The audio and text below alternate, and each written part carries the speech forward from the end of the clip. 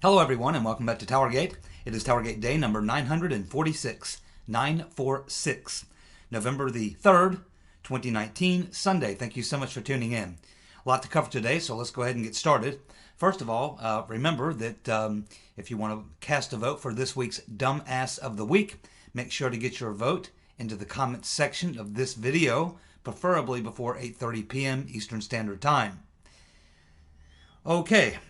Well, it looks like Greg Jarrett is saying that Eric Sharamella may come up in the IG's FISA report. He's pointing out that something I didn't even know, but Sharamella was actually mentioned in the Mueller report.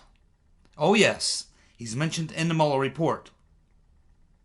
Of course, we know that Sharamella was involved in the Russia hoax, going all the way back to 2016, working with Alexandria Chalupa. He also has a direct relationship with Mr. Potato Head, John Brennan, and of course worked under Susan Rice while in the CIA, attached to the NSC at that time.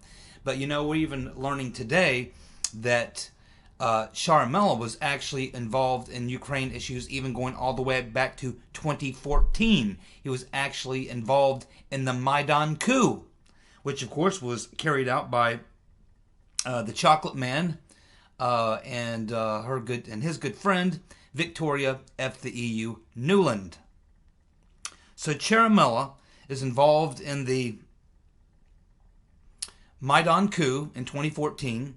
He's involved with all these corrupt Ukrainians and Alexandria Chalupa in 2016, and now we have him trying to essentially do his best, and he's failed, to cover up his role in the crimes that occurred not just in 2016, but also since then with the leaking and all the other things he's been a part of, and now as a fake whistleblower. So again, as I said in yesterday's video, if Sharamella wasn't on Durham's radar screen before this all came out, he certainly is now. And the more that you dig into this guy, Sharamella, the more dirt you find.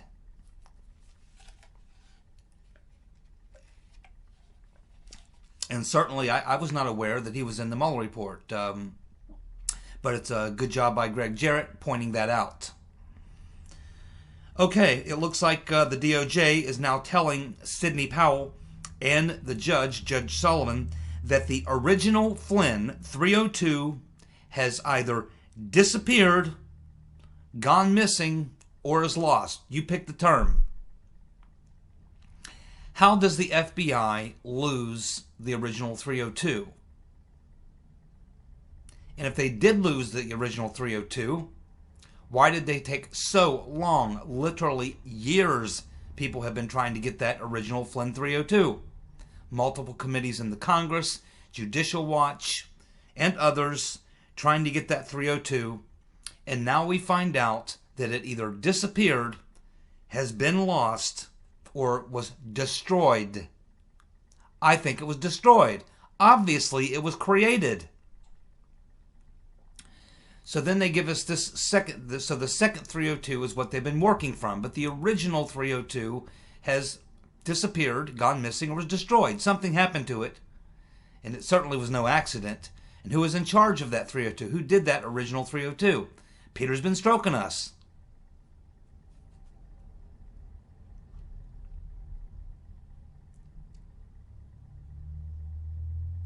But they're also saying at the DOJ that even if the 302 existed, there is no reason to believe it would be different from the redraft 302. Yeah, right.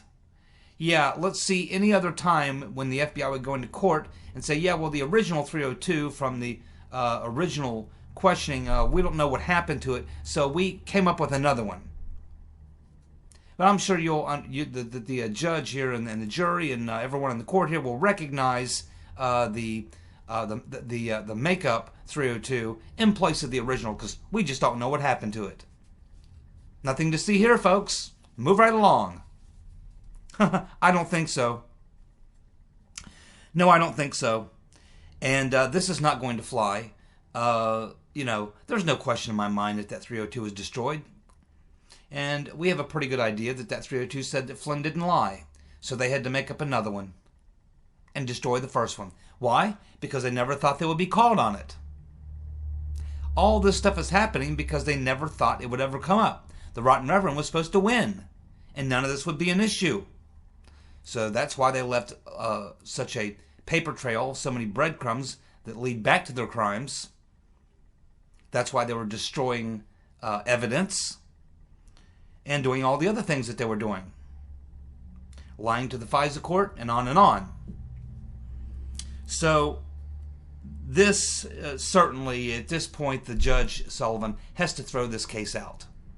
There is way too much going on in this particular case, and if the government comes to bring the case and they cannot even account for the original 302 that was done for the initial interview with Flynn, but yet they're trying to make a case on it, you can't be having that. And then, of course, their other argument is, well, he's already pleaded guilty, so it doesn't matter. Well, it does matter. And again, Sidney Powell laid out in a fairly lengthy explanation to the judge why he pleaded guilty. He pleaded guilty because he went bankrupt, had no money to pay lawyers anymore, and they threatened to go after his son. They left him no choice. The dirty tactics they used after framing him. This is what is clearly obvious in the Flynn case. And this is why Sidney Powell, me, and many, many other people believe that the judge will have no choice in this case but to throw the case out. And this is probably, for me, the final straw. This is it for me. I mean, I've been watching this Flynn thing go on now for so long. I can't believe it's gone on this long. But, the destruction of evidence by the government, the very evidence that they rely on to make their case, you can't move forward on this. Not only should this case be thrown out, but the people who brought this case need to be brought under severe scrutiny and probably investigated criminally. Mr. Barr?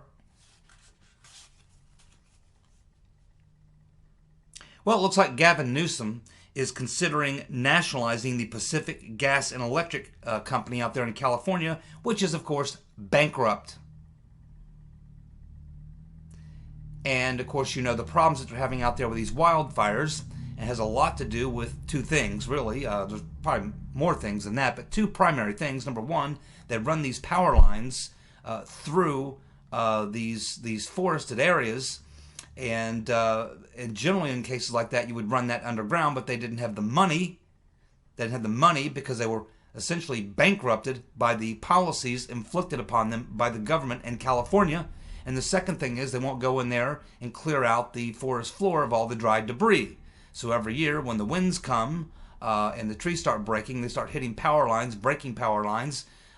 They start sparking fires, and then here comes the Santa Ana winds, here comes the other winds, 50, 60, 80 mile an hour winds, and the next thing you know, you have millions of acres of property destroyed, people's homes burned down, people being killed, all because of the left-wing lunatics wanted to save the warbler. Fuck the warbler. Now, it looks like California had forced PG&E to convert to solar and wind power. They were forbidden from clearing the brush around the forest floor and around the electrical lines. And this is really at the root of it. So now Newsom thinks that he is going to nationalize this power company out in California, and then he's going to run it. Oh, man. How do you think that's going to work out? As I said back in 2016 or 2018, I said, if Gavin Newsom wins, and he's likely to win, I said, if he actually does the things that he's campaigning on, he will not make it. They will recall him because he will destroy the state. And this is exactly what is going on. There are now two different recall petitions that are in play. And it'll be interesting to see. I would think they should have no problem getting the signatures needed to have a recall election and get rid of this guy before he completely destroys what is left of California. What a shame. One of our greatest states has just been destroyed by liberals. These people are dangerous, as I've said many times before. That's why they have to be stopped, challenged and stopped. You can't ignore the liberals. You got to defeat them. As I've been saying for a very long time, you can't reason with these people. You must defeat them. They are dangerous. Well, it looks like Kamala Legs in the Air Harris has closed 3 of the 4 campaign offices in New Hampshire. She's fired the staff. She's pretty much done. She's hanging all of her hopes and dreams on Iowa. And she's not even polling in the top 3 there. But once word comes that you're folding in the second state, the people in the first state to vote are going to say, well, it's a waste of my vote to vote for Kamala because she, even if she did place well enough to stay in Iowa, she's shut down everything in New Hampshire. She's not even going to make it to California. This is how incompetent Kamala Legs in the Air Harris is. She should have been way ahead of everybody in money raising. She's from California, a senator. She should have come into this thing with boatloads of money. But she ain't got it. Even in California. There's a poll out in California that came out of California. She's not even in the top 4 there. What do they know? Ask Willie Brown. He'll tell you everything that you need to know about Kamala Legs in the Air Harris. Well, you're not going to believe this one. If you wondered if Madame Botox is actually as insane as she appears to be, yes, she is. Because now, Madame Botox has issued a warning to the demo commies running for president in 2020, saying that liberal ideas are a big loser when it comes to beating Donald Trump in 2020. Pelosi telling the Democrats running for president 2020 not to run as liberals because you can't beat Trump in 2020 running as a liberal. Coming right from the mouth of Madame Botox. Yeah, and you can't get an impeachment done when it's 100% partisan and based on bullshit. Nancy, you nut. She's a nut. No question about it. Well, so we have another. I told you yesterday that I was watching just a short CNN clip where there was a legal analyst for CNN telling one of the bimbos at CNN how they have no case whatsoever against Trump. There's nothing there. It's nothing. And, of course, she looked like she was about to cry. Well, now we have sleepy-eyed Chuck Todd. He has, on MSNBC, he has one of MSNBC's expert legal analysts telling him that there is nothing on Trump's phone call with the Ukraine Prime Minister, that rises to impeachable conduct. In fact, he says that he would be more than happy to defend President Trump in a courtroom. You should have seen Chuck Todd's reaction when he said that. He was like, he kind of flustered it. Yeah, but what about? And the guy's a Trump hating CNN legal analyst. He's like, no, I hear what you're saying, and I'm telling you, as a lawyer, I've practiced law for 20 some odd years. I've tried many cases. I'm telling you, this is a loser, 100% loser. And I would go in the courtroom and be Trump's lawyer on this one, and I would win. My oh my. This is, it's Trump derangement syndrome, and it's real. I mean, we use this phrase a lot. It's kind of funny and all that, but I'm telling you, this is real. And after the 2020, when Trump's reelected in a huge reelection, I think that we are literally going to see a great many people, probably in the tens of thousands, maybe hundreds of thousands, could be millions of Democrats that literally have to go into therapy. They might even have to create a new actual condition. Trump derangement syndrome, Trump anxiety disorder, or something. There'll be so many people being treated that they'll probably have to come up with an actual term and a real set of things that they have to do to try to help these people recover from their Trump anxiety disorder or whatever it is that they have. This is beyond anything I've ever seen before. I've seen plenty of tough elections won and lost. I've never seen the losing side lose their mind. You're supposed to lose the election. Someone has to lose, right? There's got to be a winner and a loser. But you're not supposed to lose your mind. But that's exactly what's happened. Doug Collins is saying that he is going to call the bug-eyed fool Adam Schiff as his first witness when the hearings move back over into the House Judiciary on the impeachment inquiry. Now, he's the ranking member there. I don't know what the rules are on that committee, but of course the Penguin, Jerry Nadler, is the head of that committee.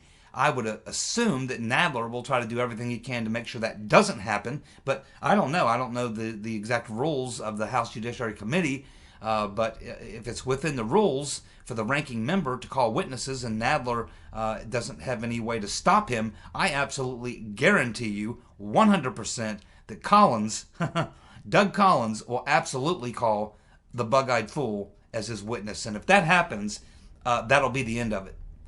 The Schiff testimony will completely dismantle everything and possibly put Schiff into serious jeopardy. He may have to resign from Congress if he has to tell the truth about what he was involved in here. This was another coup plot, an extension of the original coup plot. And coup plots are illegal. Let's hope that happens. Boy, I would love to see that, wouldn't you? We even have Bill Maher. He's been on this kick now for a couple of weeks, talking about the rotten Reverend Clinton should just go away. No one cares about her. And now he's telling them again, giving some good advice. Bill Maher telling the Democrats the impeachment is a loser. It's a loser. But they knew that going in. But apparently there was enough people that was able to put enough pressure on Madam Botox. They probably said, look,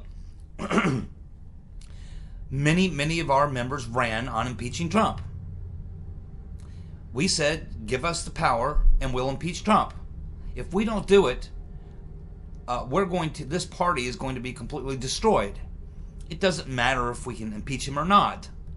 We have to look like we're going to try. We have to actually do it. We said we'd do it. If they gave us the power, they did. Now we must do it. Even if we have nothing. Even if it's going to result in us losing the House, because we're probably going to lose it anyway. But, so I assume that Nancy Pelosi was convinced that no matter which way she turns, she loses. So she's looking to cut her losses with taking as few losses as possible. And I guess she feels that if the Democrats will do at least follow through on what they said and go for impeachment, at least ways their constituents can say, yeah, well, at least they tried to impeach Trump. Yeah, I mean, it cost you 50, 60 seats. It cost you the House of Representatives. It embarrassed you. It made you look stupid and the whole 9 yards. You can all sorts of other bad effects of it. But ultimately, they'll be able to say, yeah, well, we kept our word. We said we'd impeach him.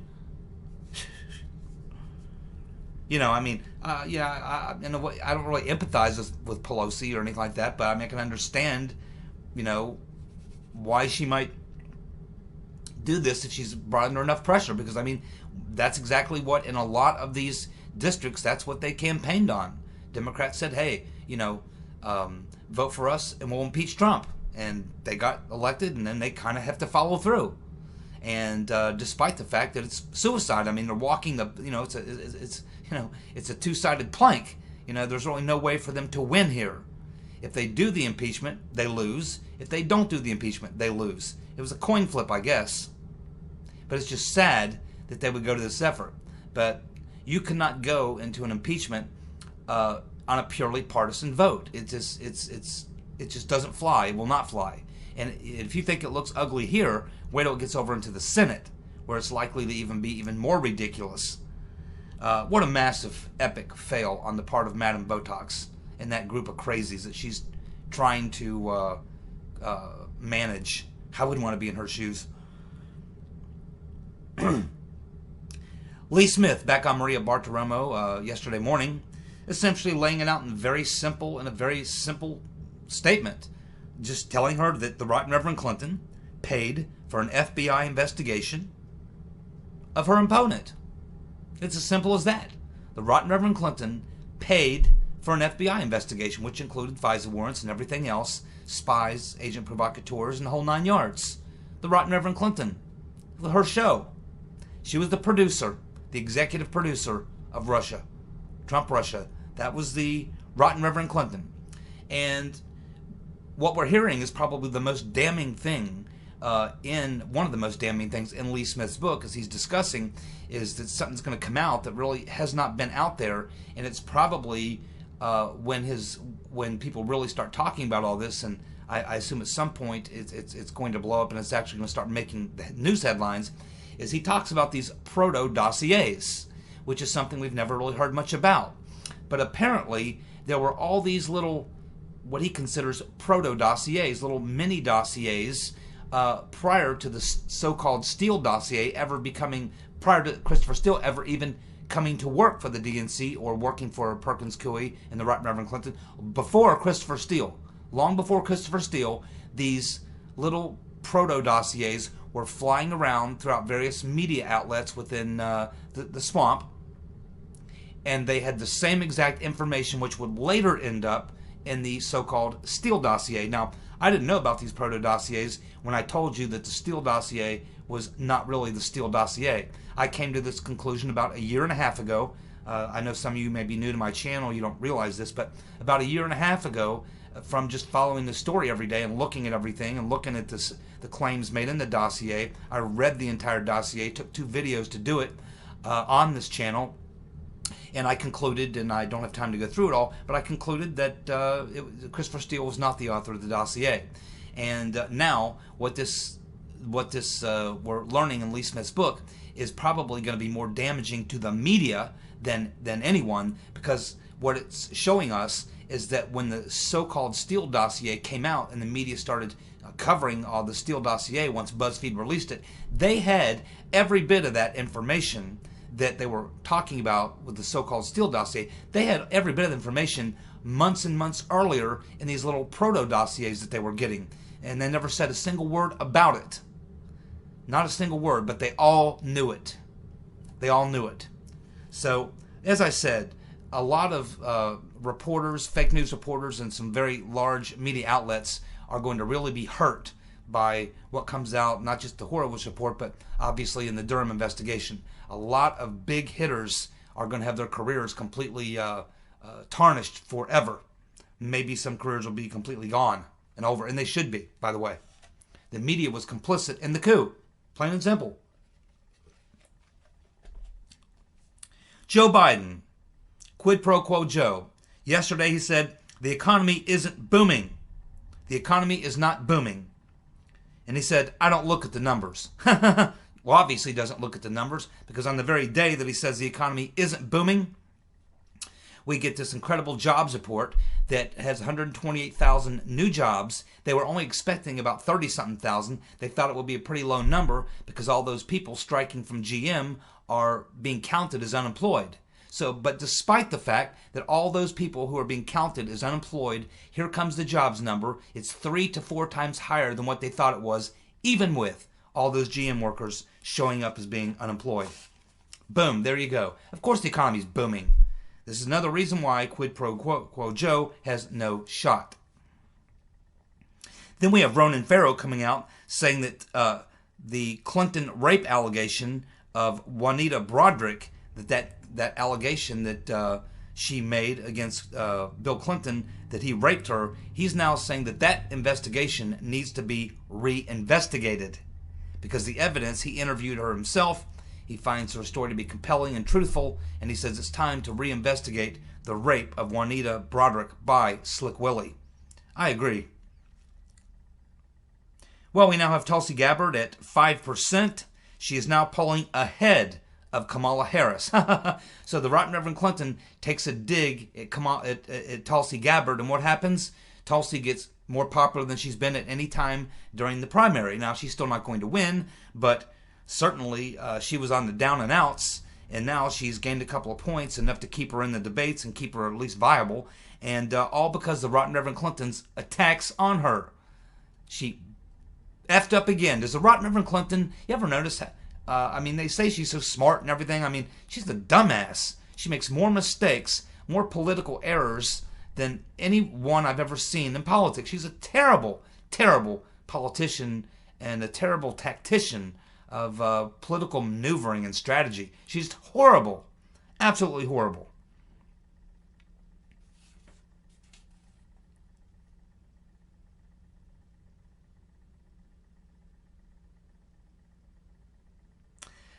So this little whisper campaign that's been going on behind closed doors within a lot of people within the Democratic Party is now not so quiet, not so much a whisper campaign anymore. They're pretty much coming out of the woodwork, according to this latest story, which says that the Demo-Commie Party keeps rejecting the Rotten Reverend Clinton's advances, and that the word is, on these DNC insiders, is that Biden knows that the Rotten Reverend Clinton is trying to knock him out of the race.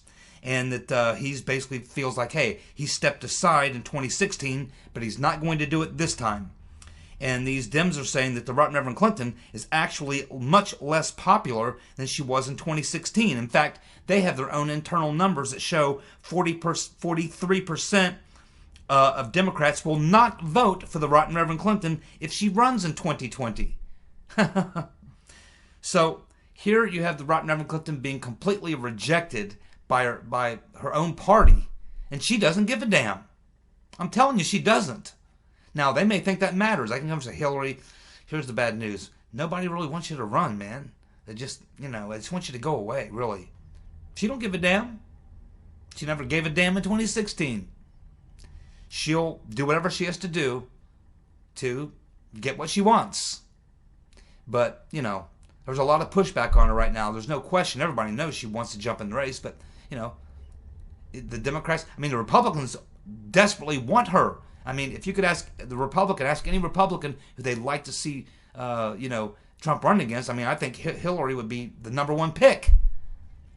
But the Democrats, they want any part of that. So the Rotten Reverend Clinton definitely wants to get back in the race. It's obvious to everyone now, or wants to get into the race, I should say. It's obvious to everyone now, and what she's been doing behind the scenes to do so. Most Democrats are now quite aware of what is going on, and they're rejecting her outright. That's according to people on the inside of the Democratic establishment. Then we have Andy McCabe and Mr. Potato Head John Brennan both saying that they will talk and cooperate with John Durham. Oh, sure they will. Yeah, it's going to just be a little chat about the investigation in 2016 and how all that went down. Yes, it'll be a lovely little chat. I don't think so. No, I don't think so. I can assure you that both Mr. Potato Head and McCabe will show up only if forced, and they will have plenty of lawyers around them, and they will say as little as possible and obfuscate as much as possible because they know that they're in a world of hurt. Now, the most important story of the day. For those of you who stuck around long enough to get there. This just literally broke about a half an hour before I finished going through my notes for tonight's video.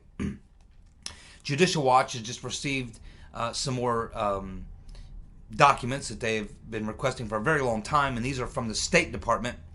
Now, what these documents do now is prove with hard documentation, hard evidence, that there was collusion with Russia in 2016, but it wasn't with Trump, it was with the Democrats. And now Judicial Watch, and we can assume Barr and Durham as well, have this hard evidence. So it has to do, beginning with Jonathan Weiner and State Department officials. So let's just go ahead and go through kind of the background with Jonathan Weiner, because it directly ties into the new information. So you kind of need the older information to fully understand the new information. Okay, so Jonathan Weiner, of course, funneled the so-called Steele dossier to Democrats in Congress back in November of 2016. Weiner was working with, coordinating with, colluding with Victoria F. the EU Nuland and Steny Hoyer's National Security Advisor, Daniel Silverberg, to work on the dossier materials provided by Christopher Steele. This was, of course, broken by Judicial Watch back in the early summer, late spring of this year, is when they got those emails, and that's what got him to that point. Then there was also the direct communications that we learned of between Glenn Simpson, Jonathan Weiner, and Victoria F. the EU Nuland. That they came up with those documents next.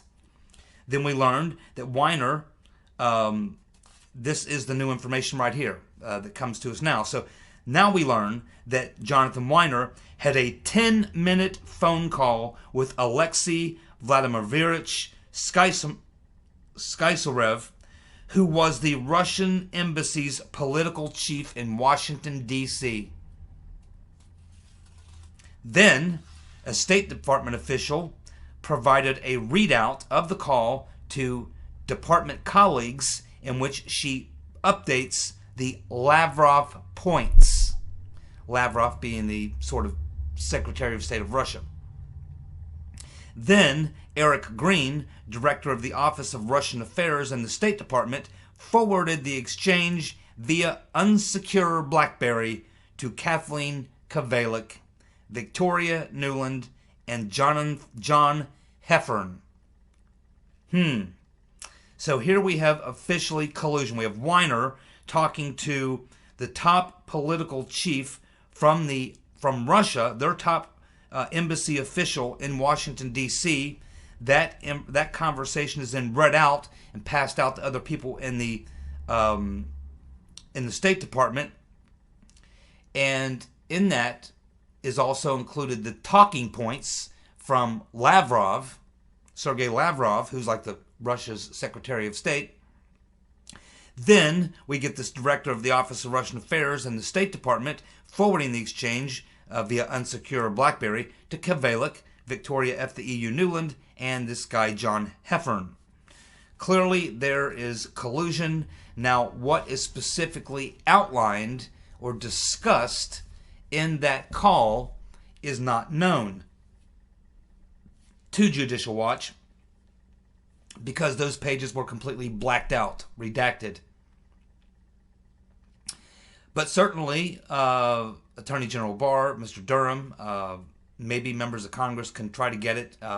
But we need to find out what is in that blacked out section, because these are talking points from Lavrov, the Russia's Secretary of State. We've got talking points from the Russian Secretary of State being used, transmitted, passed around, and somehow being used within the effort to frame Trump in this Russia collusion hoax. What was Lavrov contributing? And Lavrov is a close friend and associate. He's been Putin's Secretary of State since, I think, the very beginning. I mean, even back in his first term, they are clearly very close. Putin clearly trusts and respects Lavrov a great deal, and he is a, very, very good diplomat. I mean, I'm not a Lavrov lover, but has been in that particular line of work for 50 some odd years. I mean, the man knows his business. I would have a rough time believing that he would get lassoed into some sort of Democratic plot, but depending on what sort of information they were giving him, I assume what we're going to find out is that within that conversation, it was probably Weiner trying to feed some information to Lavrov through his people to see if Lavrov could maybe corroborate anything or what have you. But clearly there was there was obviously collaboration trying to work with Lavrov, Putin's Secretary of State, that had something to do with exchanging information about the Trump-Russia hoax. So certainly Judicial Watch knows that the conversation happened. They know who was involved in it all. We just don't know what they talked about because it's all blacked out. Hopefully, I'm sure Judicial Watch is going to try to get that information, but certainly Durham and Barr, now that this is public, should certainly be going directly to the State Department and getting their hands on that document and finding out exactly what Jonathan Weiner was discussing with this top guy from the top Russian diplomat in the U.S. and why it involved dealing with Lavrov and some talking points that were given to Weiner through this this Russian official, back to Weiner and then passed through the State Department, Nuland and Kavlik and the rest. Definitely need to find out what's going on there. And I'm sure that at some point we will get to the bottom of that as well. There you go. Russian collusion, the Democratic Party. Thank you so much for tuning in. Don't forget that dumbass of the week. Get your votes in. Thanks. Have a good night. Bye.